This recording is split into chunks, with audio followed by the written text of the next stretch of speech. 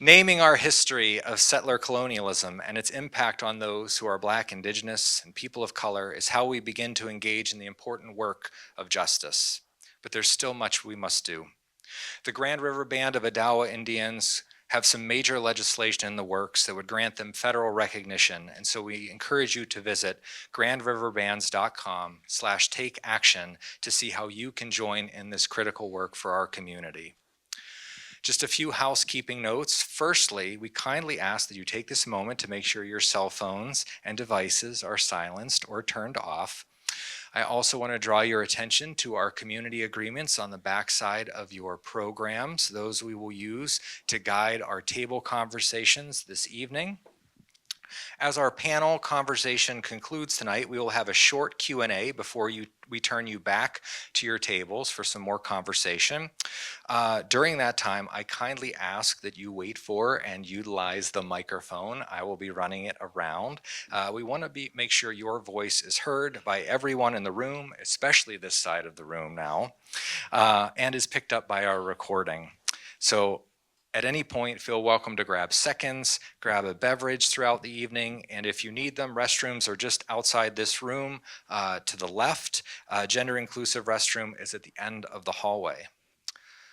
For those of us at Kaufman, so much of the relational magic of these events happen before anybody sets foot in the door. So if you'll permit me a brief moment for an Oscar-style list of thank yous. Firstly, thank you to the Hauenstein Center for Presidential Studies. They have long hosted a Thursday evening MLK event for many years and are now allowing us to carry that torch forward. So to Kaylor and team, just thank you for your leadership in this evening's conversation. Thank you to the MLK Executive Planning Committee for welcoming us, the Kaufman Institute, with open arms and trusting us as we try something a little new. Thank you to our fantastic panelists and moderators. Your work inspired this conversation. Your passion and energy for tonight carried me and my team through the stress of a dinner in the middle of a Michigan snowstorm, and your persistence of like, yes, we must do this. I just so very much appreciate all of you and what you are bringing to this space this evening. Lastly, I want to honor and thank all of the unseen labor that make this gathering possible. The incredible Kaufman Institute staff, GVSU Conference and Events, Campus Catering, Grand Valley Police Department, and our amazing custodial team. You are the real heroes. Thank you for your work in preparing this beautiful space for us. The King Center for 2026 MLK Day said that their theme would be building community, uniting a nation, the nonviolent way. In honoring that focus, tonight we will explore the spiritual frameworks for nonviolent resistance that influenced or were influenced by MLK. Throughout this event, we'll see threads shared among figures such as Mahatma Gandhi, Rabbi Abraham Joshua Heschel, and Venerable Zen Master Thich Nhat Hanh. We listen for the wisdom of their traditions, of their lived witness, and their communities. As I learned from Reverend Joe Jones last year, oftentimes when we talk about the civil rights movement, we elevate the names of these wonderful men.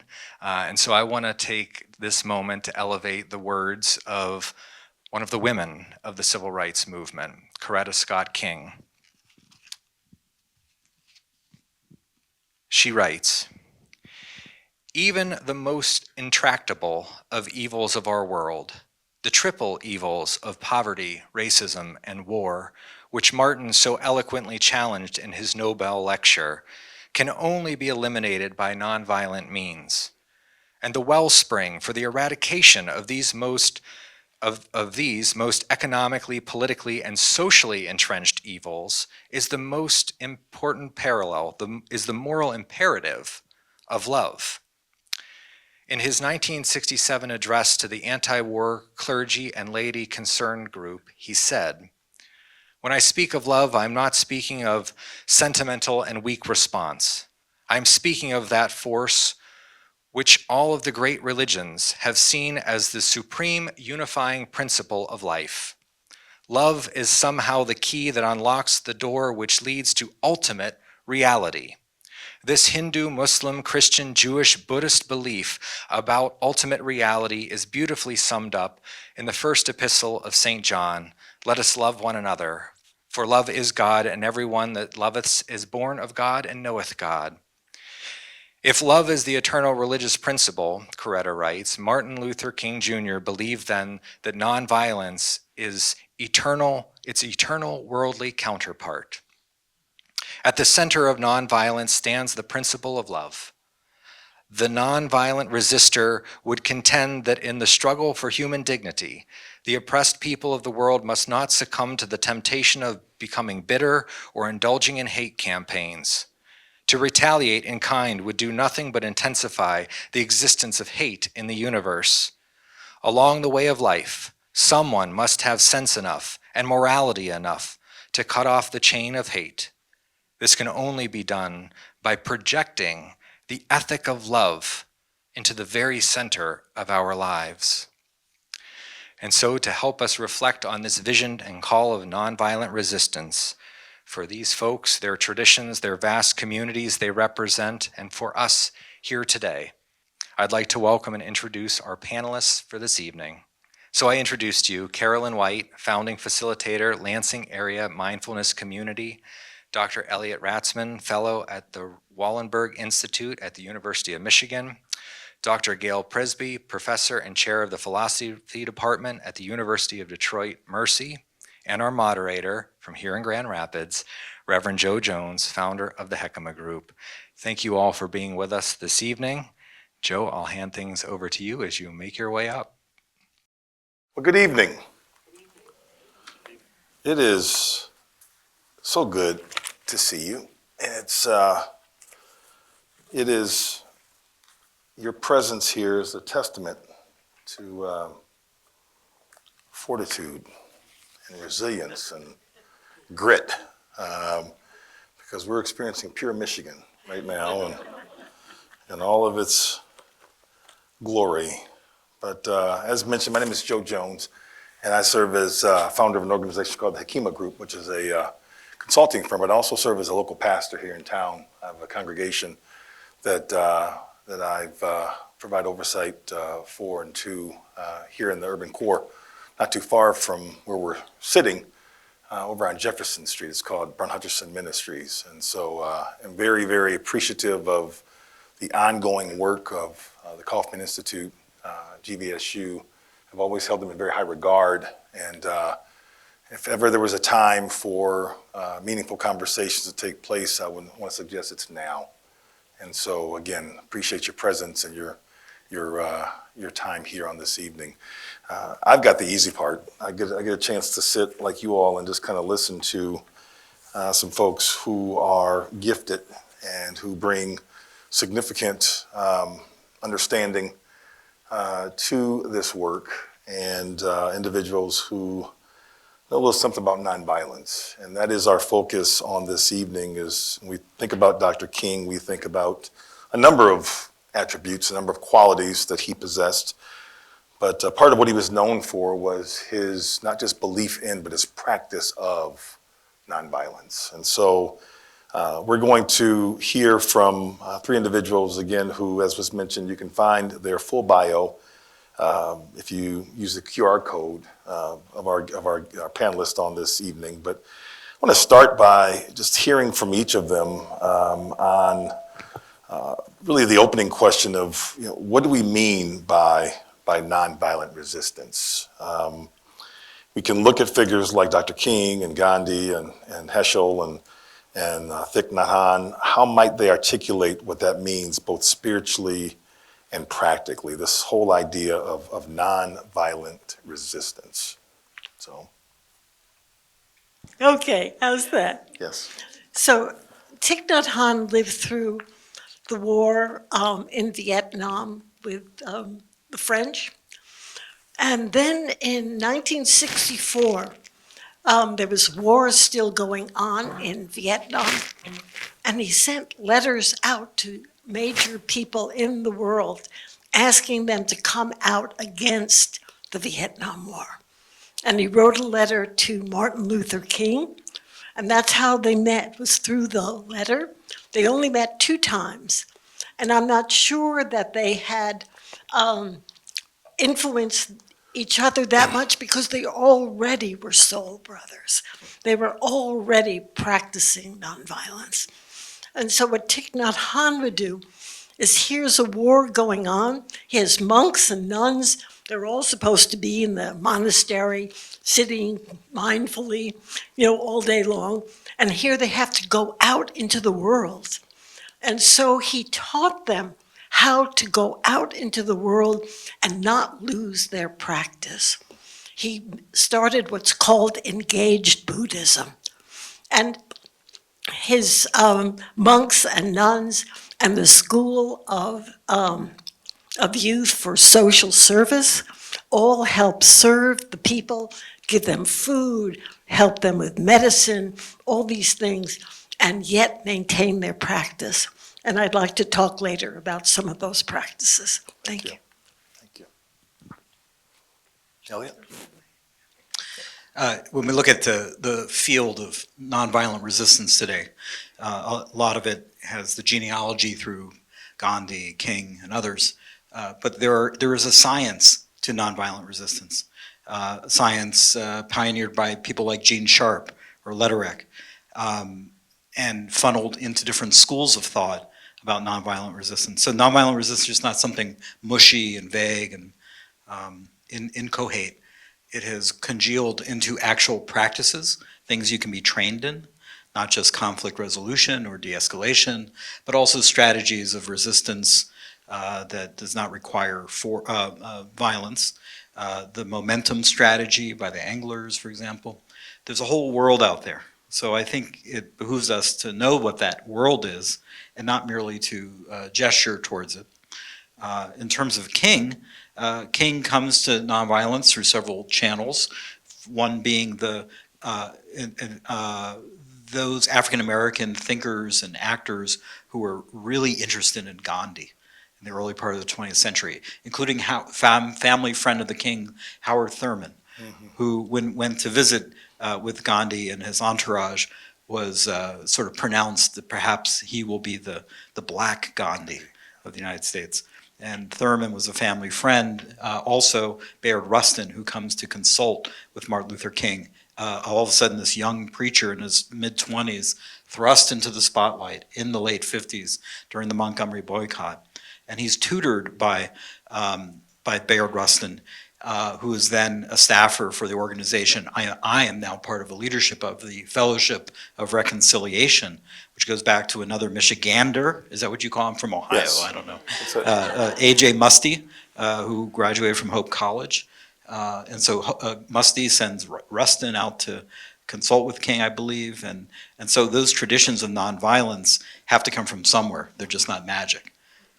So the Black Gandhians, the Fellowship of Reconciliation, as well as King's own brilliant reflection on these traditions and adaptation and innovation of these traditions, lead us to certain types of schools, which also must be surpassed and adopted to the challenges of our day, as evil constantly changes shape and adjusts to the power of nonviolence. Thank you. Gail? Well, when I hear your question, what is nonviolent resistance? And maybe it's just the philosopher in me. I think, well, we have to do this in 2 steps. What is nonviolence? And then what is nonviolent resistance? And so the whole question of what nonviolence is important. And there's a tradition that Gandhi comes out of, that would focus on non-injury, ahimsa. And it's found in Hinduism and Buddhism and Jainism, in the ancient South Asian various religions there. But Gandhi makes it more active. Ahimsa for him is not just, I will refrain from acts of violence. I will do good. I will help all beings. I want what's good for them. And so injury isn't just physical. It's not just cutting some, you could, if you were a surgeon maybe, cut someone because you're concerned for their health. But injury can be psychological, it can be verbal. And so nonviolence does not have as its goal injuring the opponent, but helping the opponent now. Maybe you're helping them in a way they never thought they wanted to be helped, because they may have a different view, they may have different behaviors than you, and you want to challenge them to change, maybe challenge them to see they've been doing something wrong. But you don't do it by haranguing them, you don't do it by belittling them, because the goal is to recognize that sacredness in each person. Or as King would say, we're all children of God. So this nonviolence is an important value in our daily lives, and then nonviolent resistance is how we put that nonviolence into action in a situation where we want to resist the status quo, because the status quo may be creating so much violence. But we don't want to add to that violence in the way we respond. We need nonviolent resistance. And Gandhi had ideas, King had ideas on that, and I'll share more on that as we go on. Thank you, Gail. Thank you. You can hold the mic. I'm coming right back to you. Because I want to jump right in talking about Mahatma Gandhi's relationship with MLK. Many of you may know that they never met. King studied Gandhi's work extensively and even traveled to India in 1959 to learn more within Gandhi's context. Gail, if you could share with us, how was King influenced by Gandhi, and even speak to the similarities and differences that you see between King's context and spiritual grounding in Christianity and Gandhi's context and Hindu-based approach to nonviolence. Okay, thanks a lot. And first, one of the things I want to say is Gandhi had so many different spiritual influences. So it wasn't just like Gandhi's a Hindu, King's a Christian.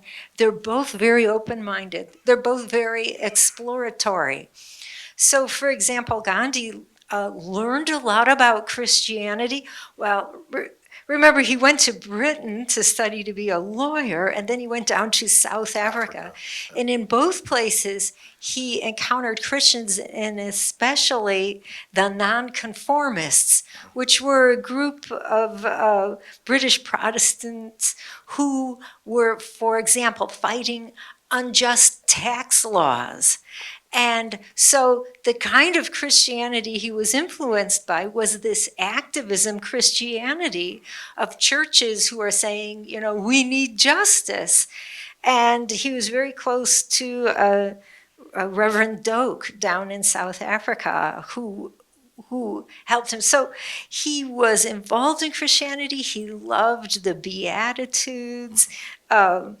He sought out Tolstoy, right? And so Tolstoy is also a Christian who decides that to be a real Christian, I have to be completely nonviolent.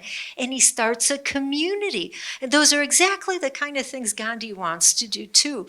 And so he's very influenced by Christianity. But he's also influenced, he's a Hindu, he's from Vaishnava family, but he grew up in Porbandar, where the Jains are there. And so he's very influenced, and the Jains are like the one of the earliest religions. They believe so much in equality.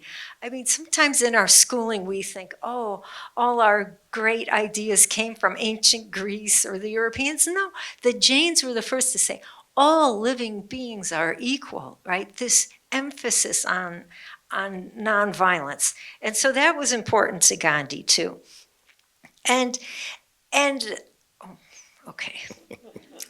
So there was a time, I did find a journalist who said that he heard in conversation someone was being skeptical of Gandhi, and King said, "It is ironic yet inescapably true that the greatest Christian of the modern world was a man who never embraced Christianity," right? And he was talking about Gandhi. And because King's insight was, if you care so much about equality, if you care so much about the sacredness in each person, that's so important, whether you call yourself a Christian or not. That's the key thing. And yet, that's something that King didn't see all members of his own church engaged in. And so that's a key idea that he learned from King.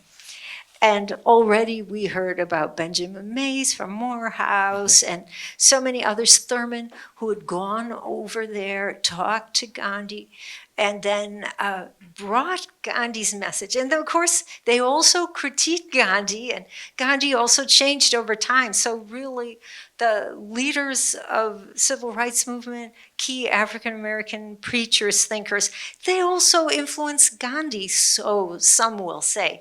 If you take a look at Gandhi's ideas on caste, they were really challenged by African-Americans, and he changed his view over time. And so it was a two-way thing there. But I do think that King's ideas of this, we're all children of God, sacredness, and I could say, well, maybe the next question you'll ask me, I could say some more. Okay, all right.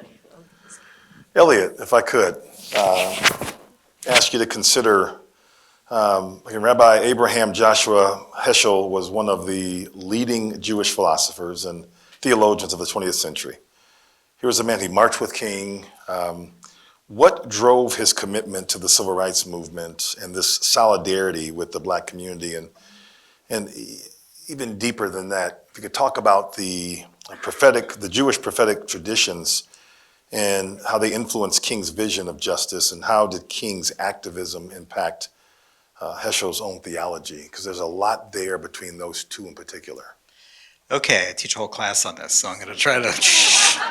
How many people here have heard of Heschel, Abraham Joshua Heschel? How many people have read Heschel? Maybe The Sabbath or something, just a few. The Sabbath is a small book, good place to start. Heschel's a very interesting figure. He's also kind of unique in that he's a scion of a ultra-Orthodox legacy. He's a big beard, very observant, not reflective of most American Jews or most Jews in the world. In fact, he's probably one of the only very religious Jews to be out in front, involved with the civil rights movement. Not one of the very few.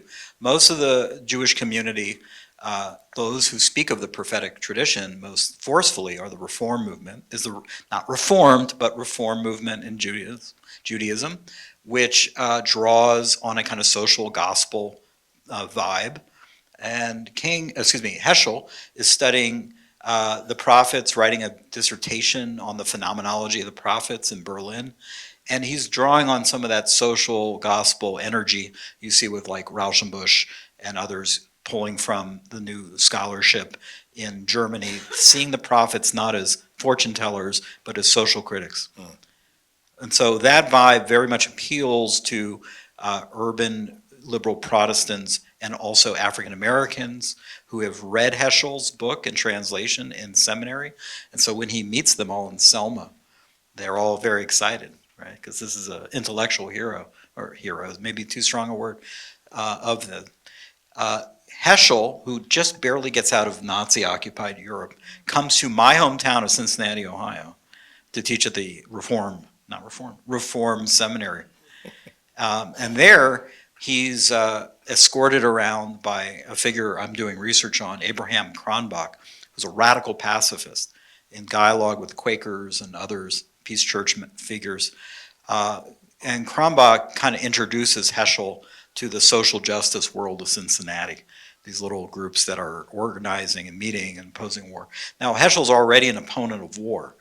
Who isn't an opponent of war? But to organize, to figure out how to get into a meeting and to what steps might be concretely taken, my hunch is that this happens in Cincinnati, where he's actually also most impressed with the African-American custodian, who he thinks has the most spiritual oomph of the whole seminary.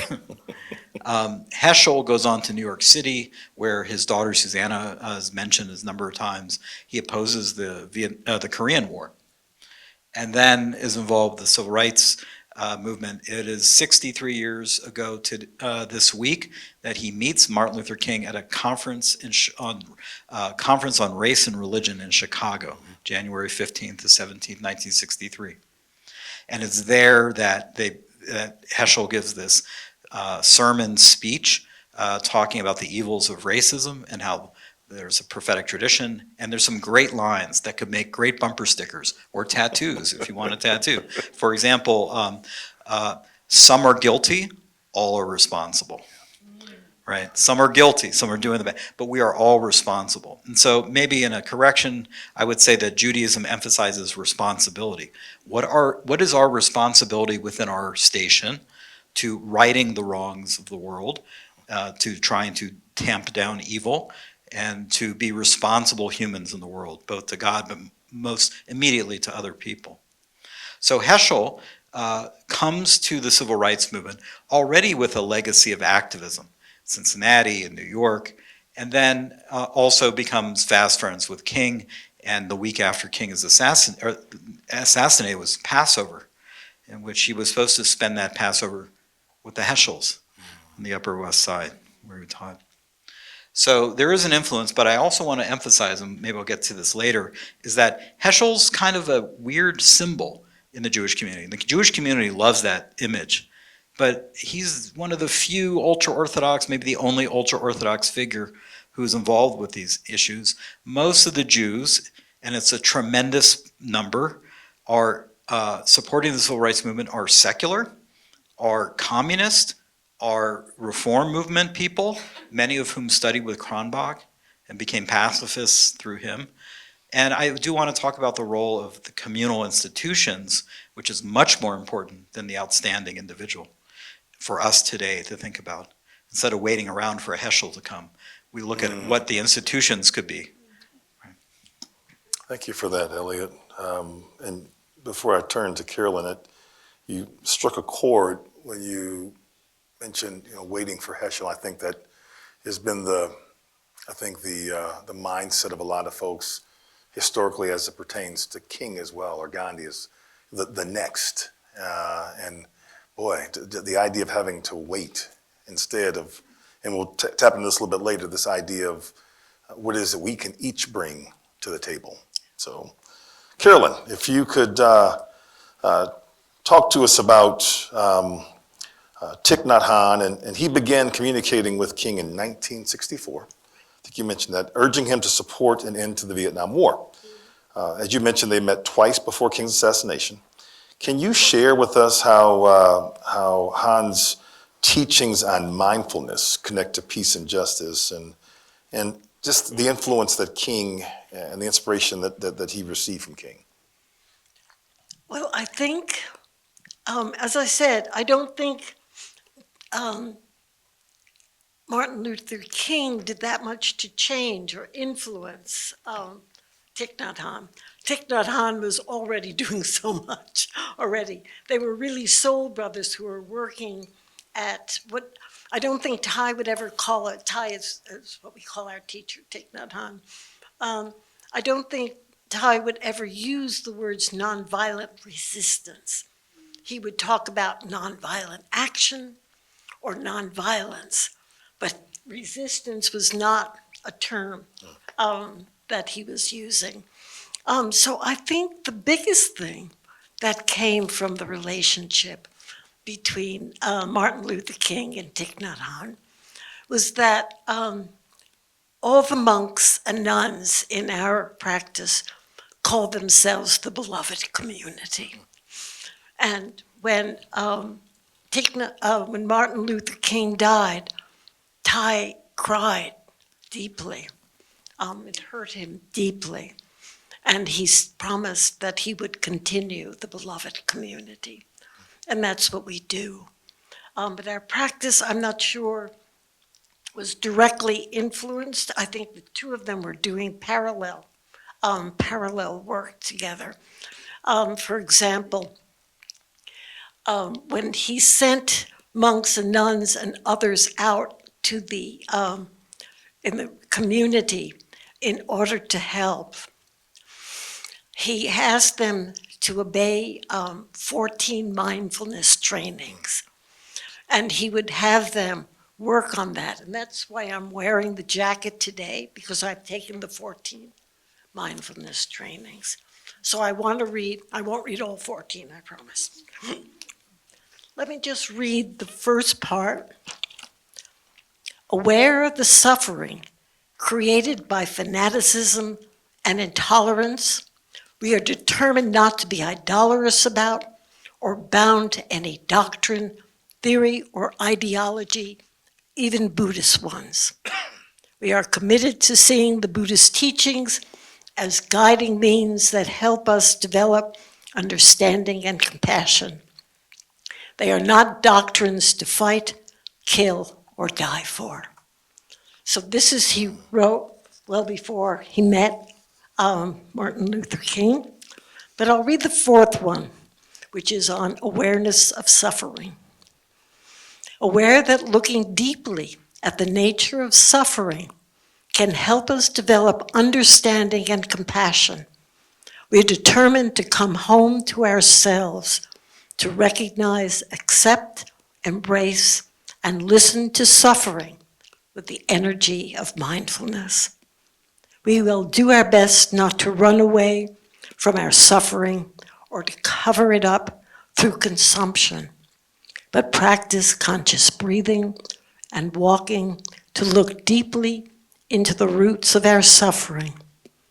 We know we can realize the path leading to the transformation of suffering only when we understand deeply the roots of suffering. And so that's what Thai does when he practices. He's so thoroughly involved and committed to the other person and knowing the other person. So we have a practice. We did it last night at our Sangha, our meditation group. It's called deep listening and loving speech. So we have to bow to each other. And someone bows and they start to speak. And we're instructed not to think of anything else, not to think of anything clever to say or what we can add, to listen completely and fully to what the other person is saying and not to interrupt. And the person who speaks tries to speak as lovingly as possible, though that doesn't always work. And we listen deeply with all our hearts. And so this is the practice that we take out, okay, with people that we don't like, with people that we have difficulty with.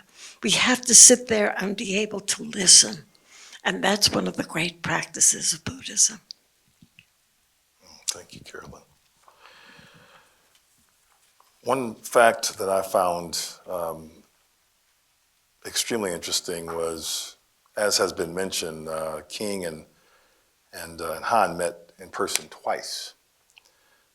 But in between those two meetings, King nominated Hanh for the 1967 Nobel Peace Prize. Writing in his nomination letter, I know Thich Nhat Hanh and am privileged to call him my friend.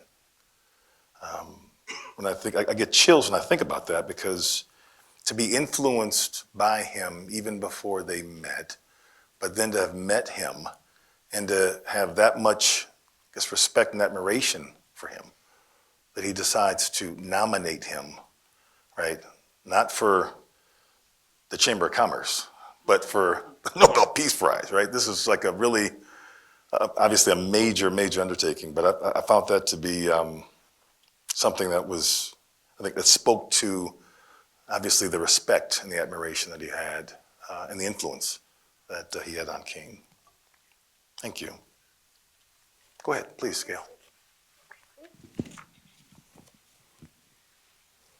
Just thinking about this relationship between Thich Nhat Hanh and King, certainly Thich Nhat Hanh is first saying to King, we're having a war in Vietnam, people are being killed. And you can see a change in King over the years. He starts out being hesitant about saying much about the war or thinking there'll be a political solution, the presidents will negotiate something. And it takes a while for him to suddenly say, wait a minute, this is now, it's my struggle too. And Thich Nhat Hanh is part of that influence. Because King talks about how when he finds out more about the war and all the suffering of the children, and then he says, I just can't stop thinking about it. And so he decides, even when people are saying, you're going to ruin your career if you go out on a limb and condemn this war. And when he condemns the war, he does for 10 reasons. It's racist and it's a misuse of scarce funds, and he has 10 reasons, but he has a whole critique of colonialism. And that's a way in which both Gandhi and Thich Nhat Hanh, I think, are helping King see what's going on, right? Because Gandhi had this big project, we got to get Britain out of India. We have to stop colonialism. We need to rule ourselves, Hind Swaraj. And then you have Thich Nhat Hanh talking about, the Vietnamese, it's our problem, it's our internal problem, but we don't want the U.S., we don't want France, the U.S., others saying we can't have our independence. And so King, he's responding on the personal level to the suffering, but he's also doing the political analysis, which he gets, I think, from both Gandhi and Thich Nhat Hanh. Actually, this is for Elliot. You talked about, again, it sounds like Rabbi Heschel was most definitely the exception and not the rule.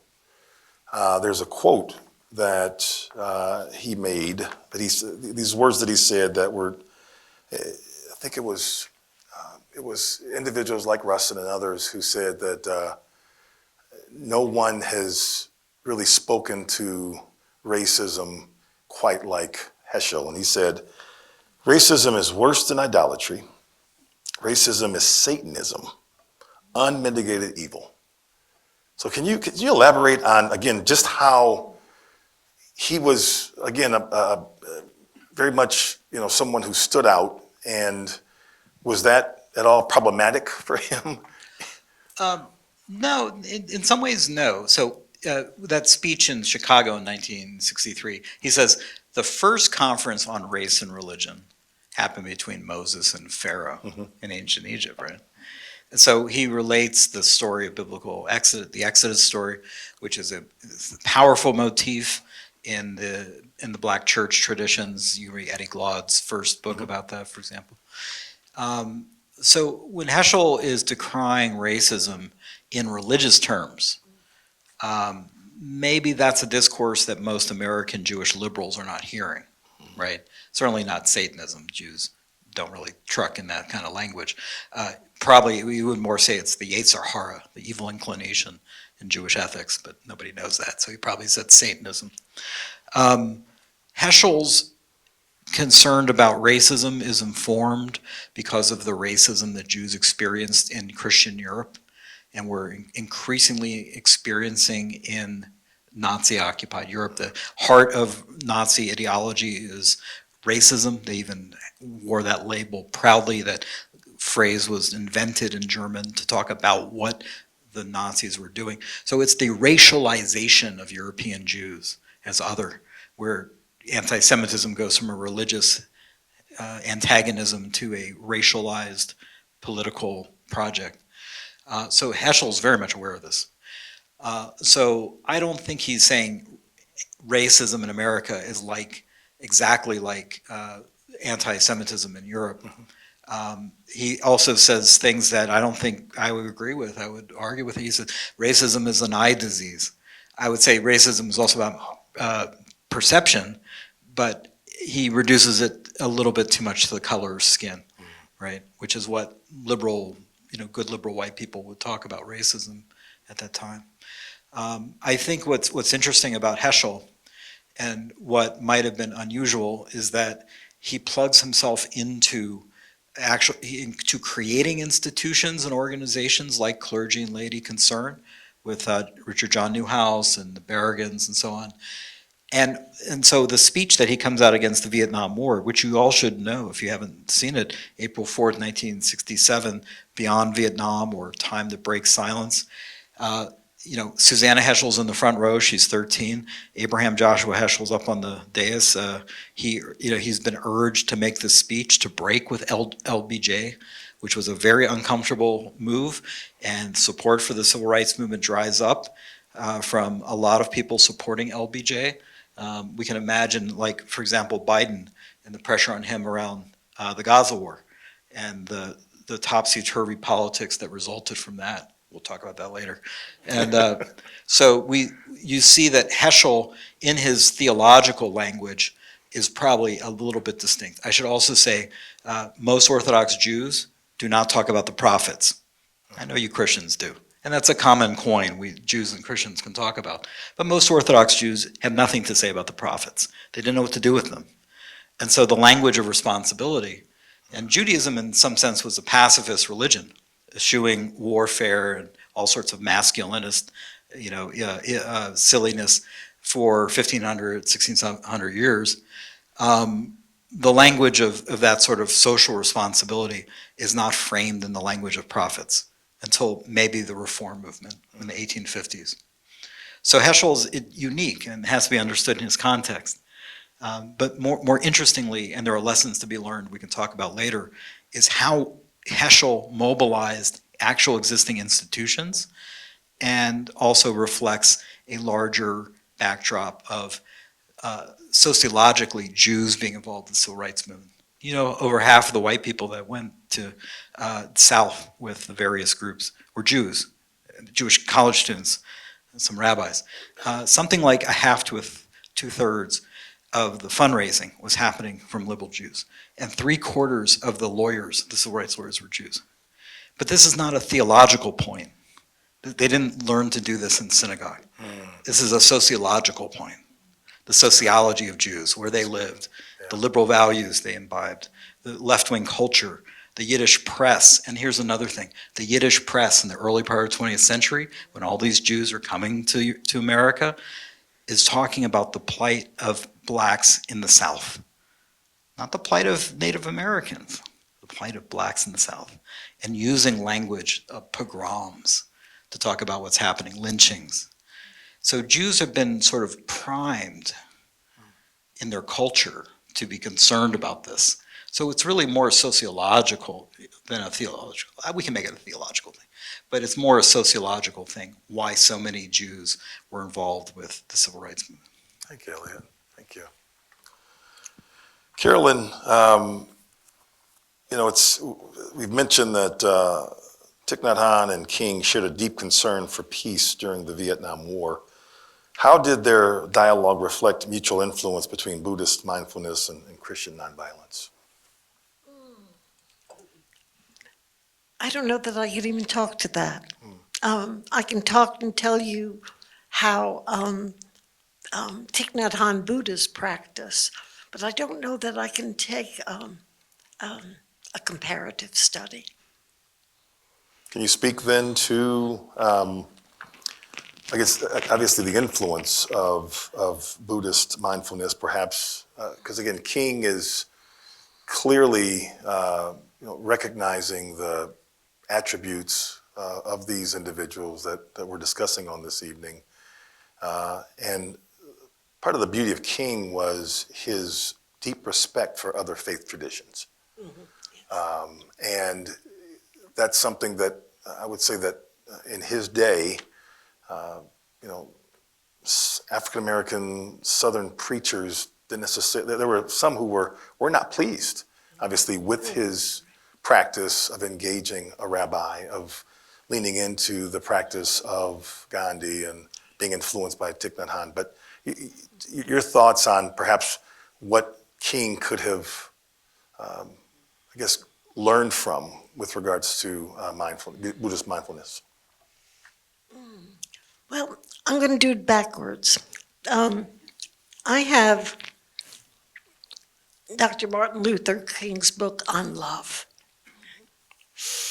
And when I read this, I'm reading Thai. I'm reading Thich Nhat Hanh. So the alternative to violence is nonviolent resistance. The eternal. First, this is not a method for cowards. It does resist.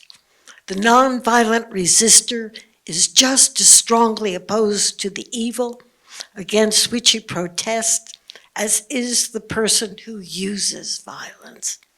His method is passive or non-aggressive in the sense that he is not physically aggressive towards his opponent. This is Thai. He's writing Buddhism right here.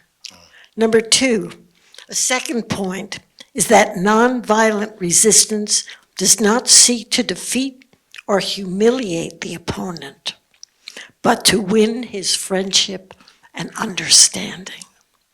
That's true of Thai. Thich Nhat Hanh got in trouble because he would never support either the North or the South. He would always say, I come from the middle, because he came from Wei. But people would be angry at him. The United States was angry at him because he didn't take a stand supporting one side or the other. And people who served helping the poor or the people who had been hurt during war got in trouble because they didn't support one way or the other. They would help either side. A third characteristic of this method is that the attack is directed against forces of evil rather than against persons who are caught in those forces. It is evil we are seeking to defeat, not the persons victimized by evil. Victimized by evil. Thich Nhat Hanh would say that people practicing evil, he wouldn't use victimize, but obviously are deeply suffering. And the fourth point that must be brought out concerning nonviolent resistance is that it avoids not only external physical violence, but also internal violence of spirit. At the center of nonviolence stands the principle of love. There is nothing here that Thich Nhat Hanh, I'll hold up a picture of him. There's nothing here that Thich Nhat Hanh would disagree with. But again, they came at, as two wonderful people working towards nonviolent action and recognizing each other. Thank you, Carolyn. Gail, Gandhi held a philosophy of passive political resistance. You share about that and how it shaped King's understanding of nonviolent resistance, and what do you believe King, would he adapt or expand upon Gandhi's ideas? Okay, so first, what did Gandhi call his movement? So it's true there was a movement, passive resistance, the nonconformists that I mentioned before. That's what they called their protests of British taxes. But Gandhi never liked this word passive because he thought we're doing something. And so he actually had a contest. Help me come up with a better phrase for this. And the winner of the contest was Satyagraha, truth force, love force. Because for Gandhi, he said this, when we act nonviolently, we are acting with, you could say, reality, with the ultimate reality, with truth, with and that's important to think, because you might say, my little nonviolent act, I'm just one person, I'm about to get crushed like a bug. No, it may seem like that, but no, because when we engage in nonviolence, we're with the ultimate force of the universe. And you may know it's a famous King phrase about the arc of the moral universe bends towards justice. Well, that's very much a Gandhian idea. When we align ourselves, when we engage nonviolently, we're not alone. We're cooperating with truth, with reality.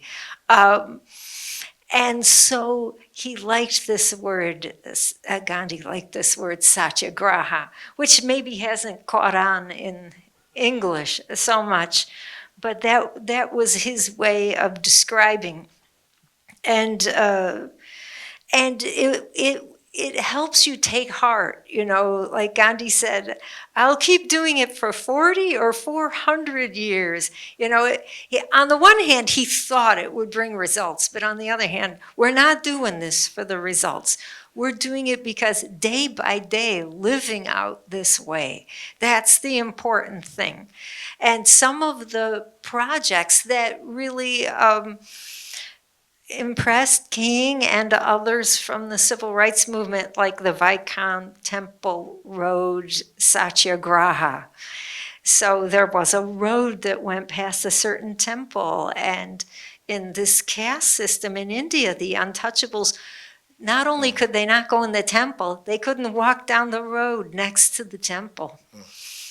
And there's even practices in parts of India, the unseeables. Someone, if they know they're of that caste and someone else is coming, they gotta hide because no one should even see them.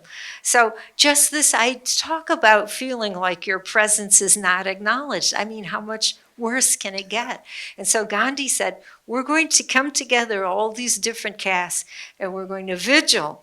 And now I don't want to say it was only Gandhi, because this was a big movement, but Gandhi came and, supported them. And they vigiled every day for 11 months. In the monsoons, they were wading in water up to their necks, but they kept going, right? Until the Brahmins there finally invited them in, So these become then the inspirational models for, we've got to do this with our lunch counter sit-ins, so these ideas of just keep going. And, there were times when King was, making a speech, it's like the third time he's going to Montgomery, and, people are losing heart. But he's also, this is when he's saying the arc of the moral universe, right, is with our side. So these are important ideas, that not passive, but active and persevering. I want to read into our hearing, and I want to have Elliot respond to this. Most may know Rabbi Heschel. Most folks know him as he was on the front lines with Dr. King on the march from Selma to Montgomery, major event for both Rabbi Heschel and King. Upon his return home, Heschel described his experience in a diary entry. It says, I felt a sense of the holy in what I was doing. Dr. King expressed several times to me his appreciation. He said, I cannot tell you how much your presence means to us.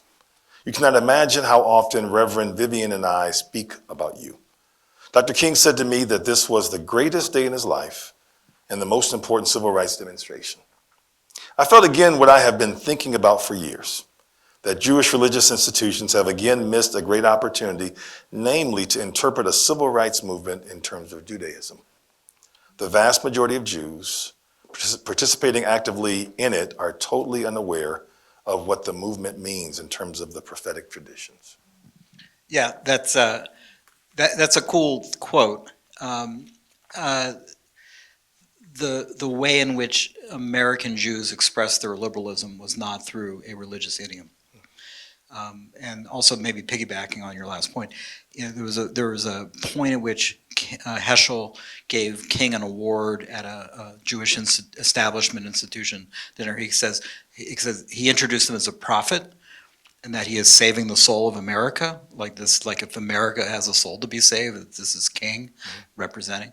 So he did speak about King and the civil rights movement in religious terms. He wasn't the only one. There's another pacifist, radical Rabbi Schwarzschild who says that similar things.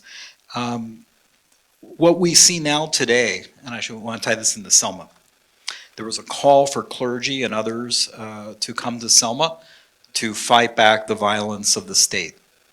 Right. And that call went out just this last 2 weeks to Minneapolis. And who was answering the call? This new wave of Jewish activism, mostly led by rabbis, like Truah, the rabbinic call for justice, Bend the Arc, which I'm part of, where people expressing their Judaism in religious terms, not I'm a member of the ACLU, something like that, but rather as Jews, to go and bear witness and bear resistance in Minneapolis. And that call to clergy and other well-meaning souls was specifically modeled off of the Selma call. So there's a straight line. And maybe the religious expression of Jewish activism, which has come into full bloom in the last maybe 15 years, also an Orthodox group opposing violence in the Middle East. Agitating for, as American Jews have for a century, for immigrant rights, has also now a religious idiom in which we speak. So in some ways come full circle. Prophetic tradition, it's variegated, and there's other traditions within Judaism that might not be as visible to our Christian neighbors, but the prophetic tradition is one in which we can speak of common coin. I have a question next for Carolyn. We actually had a little conversation about that at our table. Nonviolence often requires courage and resilience. What practices or disciplines help individuals and communities cultivate these qualities? How many hours do you have? Right. So when you go to the monasteries, there's 3 monasteries in America, Thich Nhat Hanh monasteries. There's 10 across the world. And when you go, at every quarter hour, the clock rings. Sometimes it has a Mickey Mouse sound, and whatever the monks and nuns are doing, they may be engaged in conversation, they may be working, they stop immediately, absolutely immediately, and go back to their breath. So they take 3 breaths, sometimes more, and then continue with their work.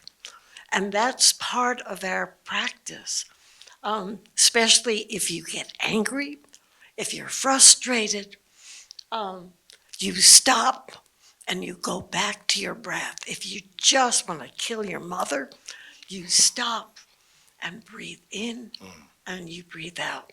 This is one of the basic practices. Okay? The bells are important, but I've made different bells. I make the red light my bell, and I try to get the red light so that I can stop. And the minute I stop, I practice breathing in and breathing out. That is one of the basic practices that I can share with all of you. You don't have to be a Buddhist to practice breathing. And the other one is walking meditation. That no matter how you walk, whether you're outside the temple or inside the temple, you walk mindfully. Sometimes in the temple we do 1 step, breathe in, 1 step, breathe out. But outside you can breathe and have 2 or 3 steps, breathe out, 2 or 3 steps. You breathe in and you breathe out. And you can do things like say, I have arrived. I am home in the here and in the now. So we try to practice always to be present. That for us is the major practice. And whatever we do, I told you about the deep listening and loving speech. We try to practice that. We try to take these practices out into the community. Thank you very much. Elliot? King's last speech, which I also urge you to read and listen to, he tells about his trip to the Holy Land, which was on the same trip to the land of Gandhi, and talking about how he went down the Jericho Road, then Jordan, the kingdom of Jordan, meditating, a meditation on the Good Samaritan parable, was it Luke 10? And then he says, he wonders as he recounts the parable, why those people kept on walking by and letting the injured Israelite, suffer.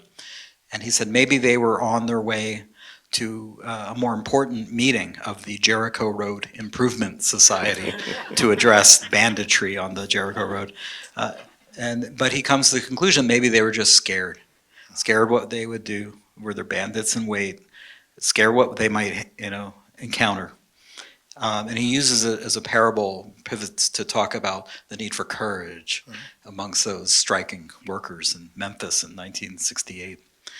I think it behooves us that if we are going to do this peace and justice work, this nonviolent resistance, we also should think about the virtues requisite, not just courage to stand up and to be upstanders, not bystanders, but also we have to have the courage to inspect our own weaknesses when it comes to this work, how maybe self-centered we are in meetings, how self-sure we are that we know exactly what the thing. We have to have humility when we are working in organizations.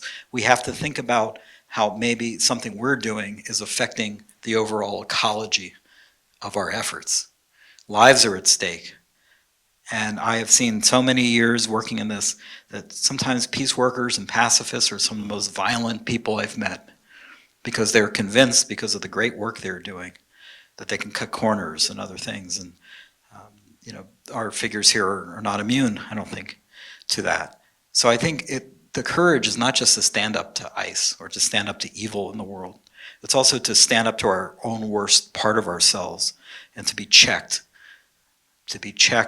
lest we think that we are doing exactly what we should be doing. And it gums up the mechanisms of goodness. And I wish my students, my left-wing comrades, would take that more to heart and to figure out a way of ironing out their wrinkles, because the work we should be doing, is too important. Gail? Oh, Carol, sure.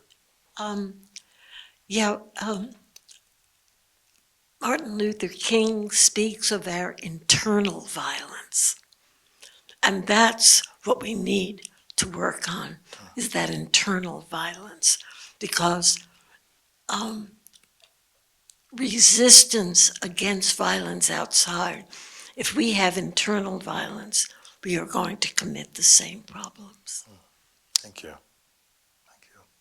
Gail, got a question for you to consider. And what does the next generation need to understand about nonviolence to make it relevant in today's polarized world?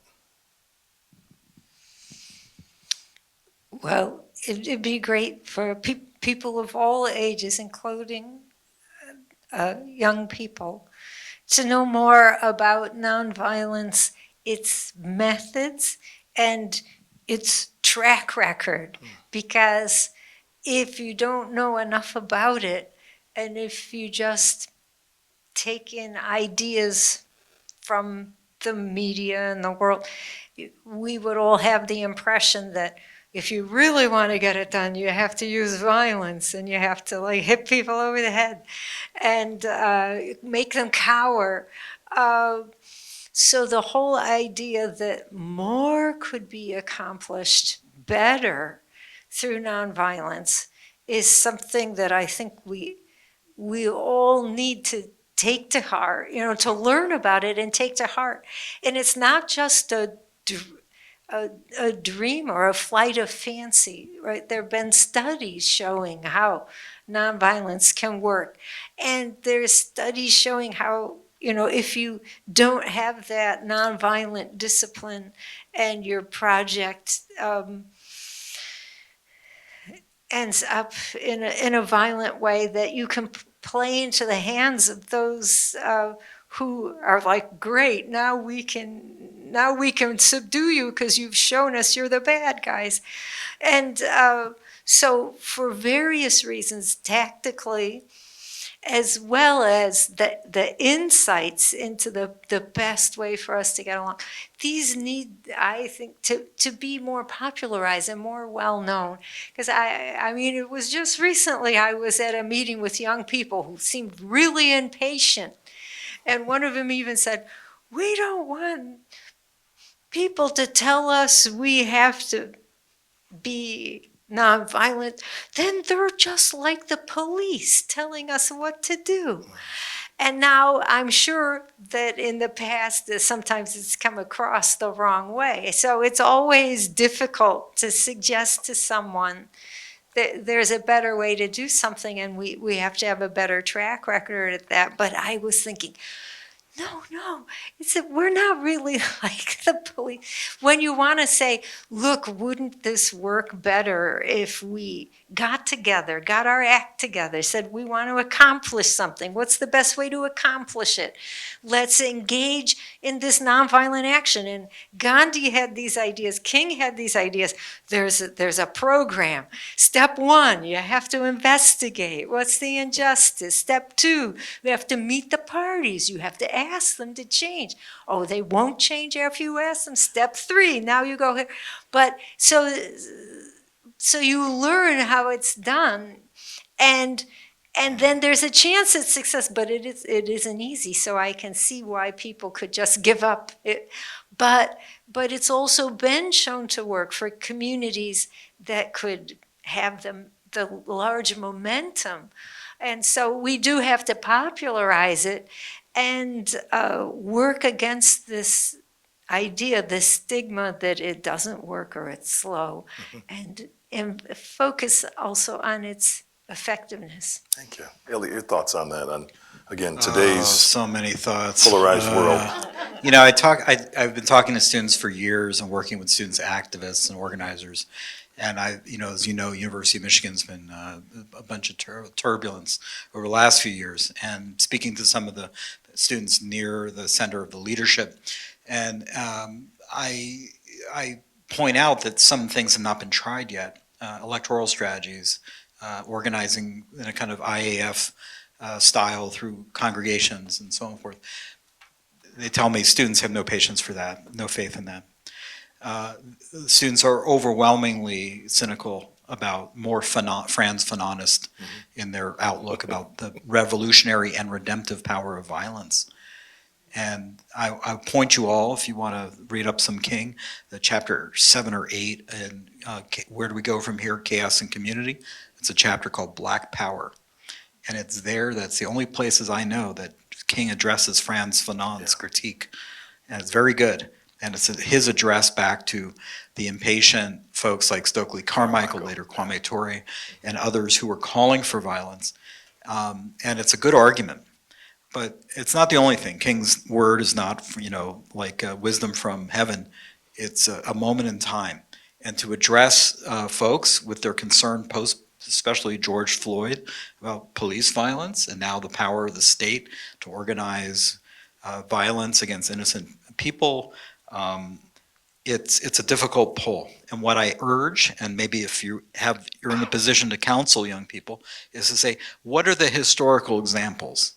And not to romanticize a few, like South Africa or something like that, but what are the historical examples for what you are suggesting, right? Get rid of all police. Okay, what society has done that? How is policing done in Norway versus in, say, or the United Kingdoms? Let's look at historical examples and build on that, not just keep them. How do we stop arming states that use their US weapons to violate human rights?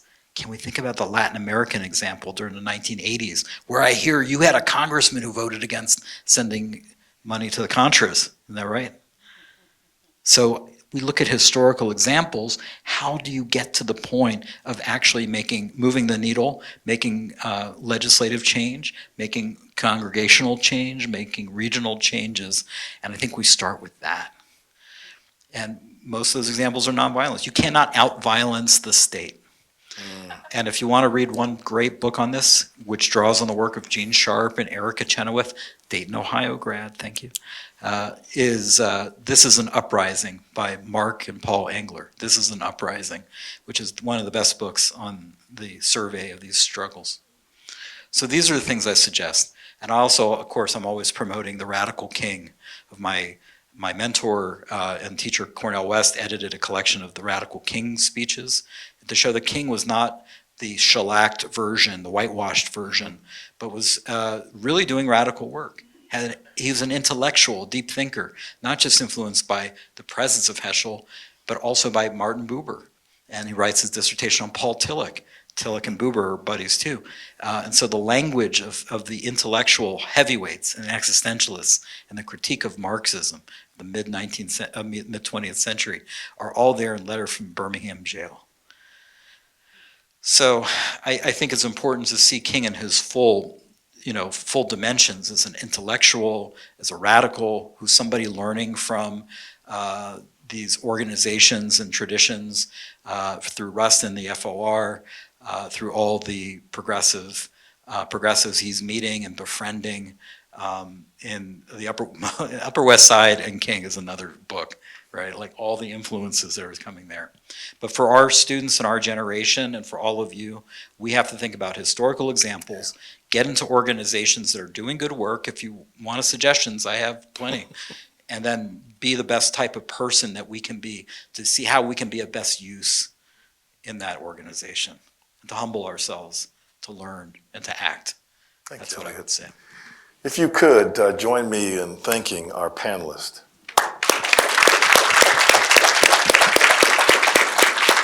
We want to open things up now for some Q&A from the audience. I will say that Elliot just gave us another idea for a tattoo or bumper sticker. You cannot out-violence the state. So who's gonna make that happen? Have any questions? Anybody would like to ask our esteemed panelists the question? Okay.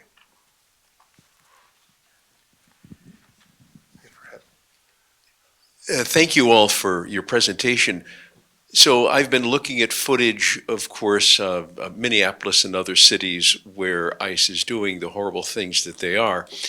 And every time I see a response, I kind of cringe because as a student of the nonviolent and Gandhian mode of operation, I look at the screaming and the yelling, and I think to myself, silence would be so much more powerful.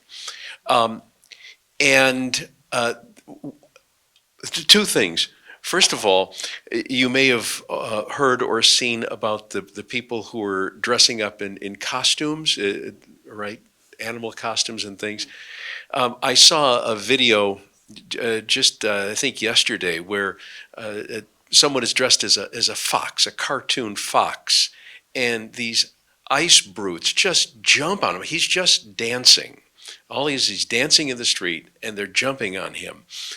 And I thought to myself then, well, first of all, of course it's horrible that they, like 5 of them, just pile on like football players. But then I thought, somebody was reading something about nonviolence, about how you're not supposed to humiliate the offender. Right. And I'm thinking, well, yeah, these ICE brutes are offended by this guy who's obviously making fun of them, dancing in a costume. And you know, I wouldn't mind dancing in a costume myself, so I can't be too hard on him. But my question is this: what about aside from nonviolent response to ICE, what about the use of whistles warning people? Do you think that is appropriate in these situations? Does it fall into the motif of nonviolent resistance when you're trying to protect people from being kidnapped?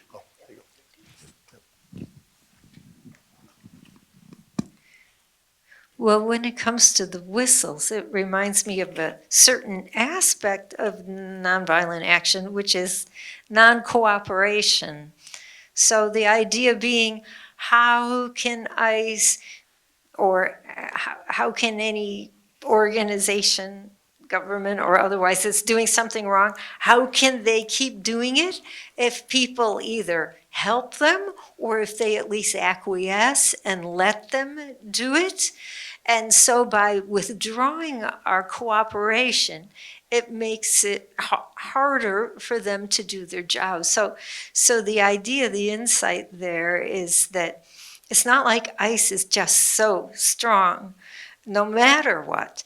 They exist in a context. And so people are trying to change the context they exist in. Now, so when it comes to the whistle, so ICE just kind of shows up and they're surprising, and they want to do, sometimes they come in the middle of the night because they want to do what they're doing in the cloak of darkness, although lately then they do it in the daytime too. But if everyone just sees ICE and hides, it's like it'll just be easier for them to go door to door to door. So I do think it is important, and it's a great act of solidarity to call attention to them and alert people. Oh, maybe you want to hide because now you know they're here. But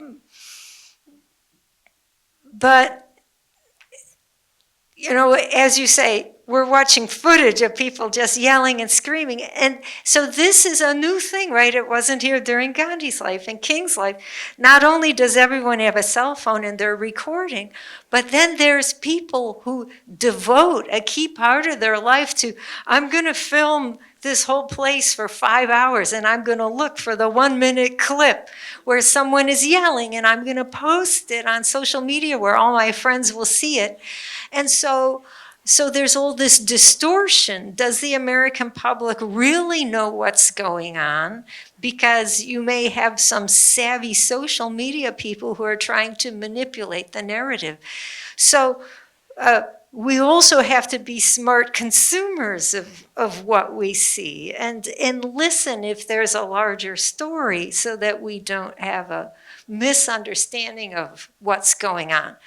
But definitely it's maybe ICE will think twice what they do with the cameras there, and maybe also those who are opposing ICE have to remember the cameras are everywhere. They're looking for us to do something off the wall so they can paste it on social media and have people be against the protesters. So it's a very complex situation, but maybe others can add.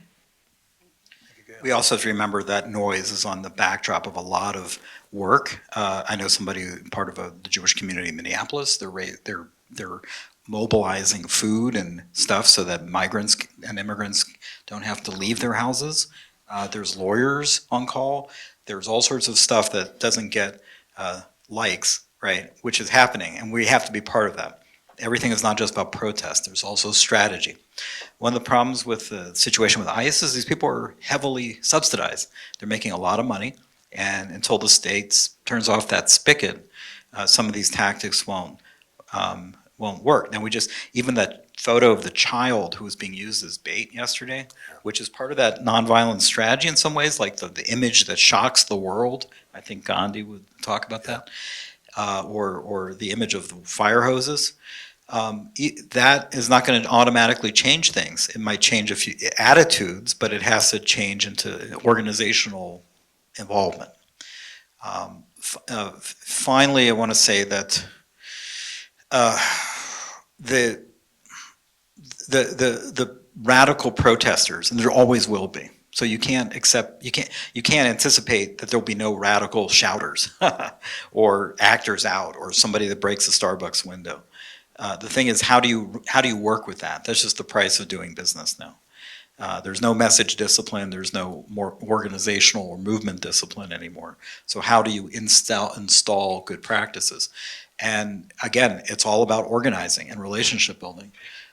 Something which people who think just going out and making noise, that's necessary but not sufficient, condition for social change. If we also think more strategically about how the levers of power work. One more thing, last thing. I study extremism and how people get de-radicalized. And many report that they both had to be shamed, which these ICE agents are being shamed. At the same time, there has to be a reach out, people reaching out to them as human beings. You saw that just the other day with that neo-Nazi kid was like reached out to by some African-American protesters and sheltered and brought to safety. We have examples over and over. Social pressure of shame and then people reaching out, give them an alternative path. It's not the job for everyone, but somebody has to do it. And we might want to think about those extremists in our circles, in our families, in our own hearts, and how we might reach out to those folks and how we might reform from within. I'm recently widowed, and in reading a book on grief, I came into a story of someone in the book who, this book was written, co-authored by Terry DeBoer and another person here in town, and they came up with this concept called being in the ministry of the now. And that's something I'm familiar with, being present, being now, and rather than living in the past or the future completely, you know. And I find that the polarization that we have in this country now, from extremes, both sides, these people are not in the now in a happy way, they're in the now in an angry way. And so I instead have turned inside to fill my hole, my missing spouse, and rather than getting angry about it, I do things to help people. So I'm more of a hands and feet person in dealing with homelessness and near homelessness. And it doesn't fill the hole, it just takes the sting away. And it makes me happy. So how do we communicate with these people who are on the polarized extremes that want to get angry and bring their anger into the now, as opposed to being present in love? Thank you. Whether it's mindfulness or whether it's meditation or Jewish wisdom. Carolyn, just to respond to that? You have a Buddhist Thich Nhat Hanh group in Grand Rapids. I would advise going. Karen in the back is part of the Wither Tree. And that practices, with Thich Nhat Hanh, you can be of any religion. You can believe God or not believe God. We have people who are of other religions who practice with us because Buddhism is a practice.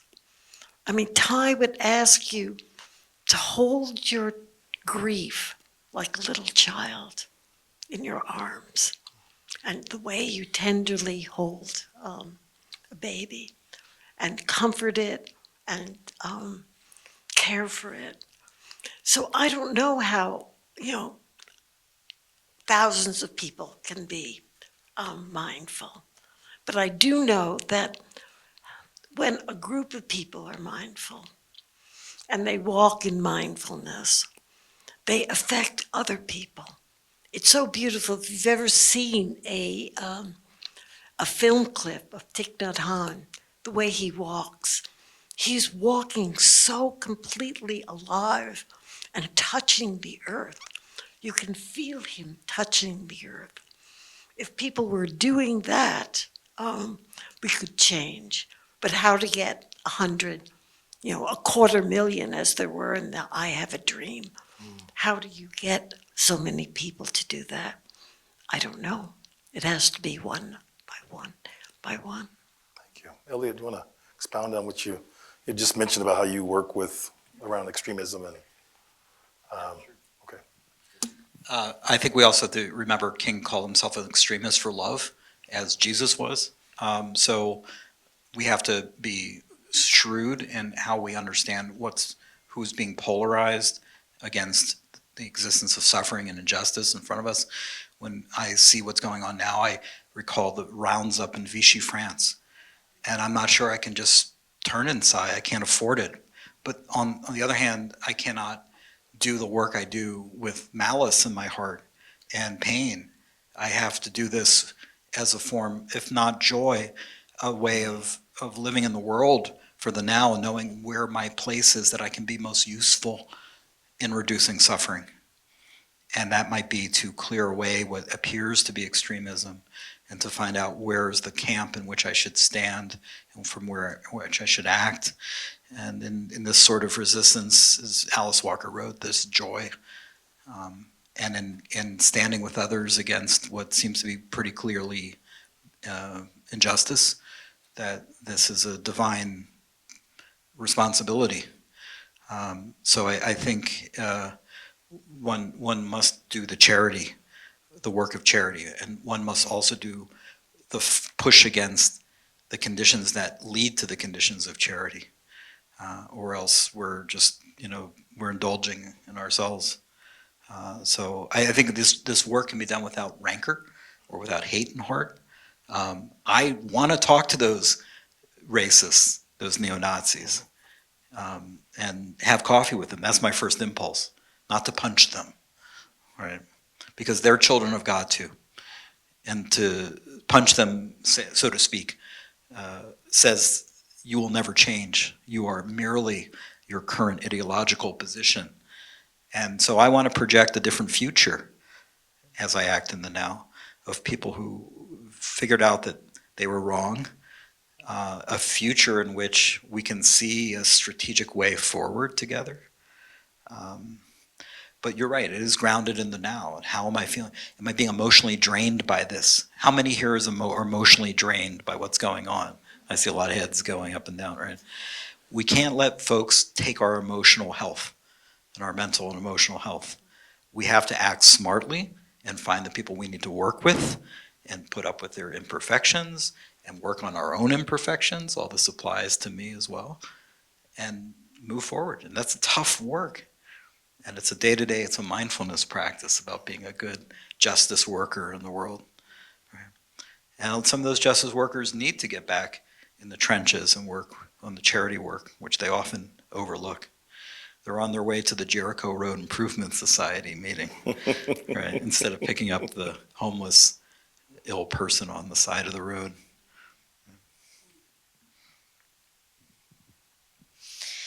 Well, I had this one King quote where he said, "Hate is just as injurious to the hater as it is to the hated." So he really had this sense, if he just hates his opponents, he feels it gnawing away at himself and just destroying his own inner peace. And so I think that that's an important insight.